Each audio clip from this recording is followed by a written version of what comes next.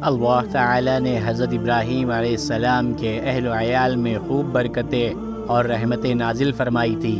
ان کو اولاد بھی ایسی ملی جو انبیاء کی مورثہ اعلیٰ بنی۔ انہوں نے 3 شادیاں کی تھی۔ پہلی بیوی کا نام سارہ ہے جو آپ ہی کے خاندان سے تھی۔ ان سے حضرت اسحاق علیہ السلام جیسے پیغمبر پیدا ہوئے، جن کی نسل سے تقریباً 3500 انبیاء پیدا ہوئے۔ ان کی دوسری بیوی کا نام ہاجرہ ہے جو شاہ مصر کی بیٹی تھیں۔ بادشاہ نے ہجرت کے دوران انہیں حضرت ابراہیم علیہ السلام کی زوجیت میں دیا تھا۔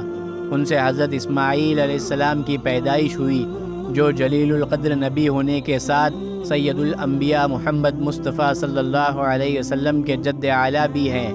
تیسری بیوی کا نام قطورہ بتایا جاتا ہے۔ ان سے حضرت ابراہیم علیہ السلام نے حضرت سارہ کی وفات کے بعد عقد فرمایا تھا۔ ان سے کل 6 اولادیں ہوئیں۔ ان کی نسل اور خاندان کو بنو قطورہ کہا جاتا ہے۔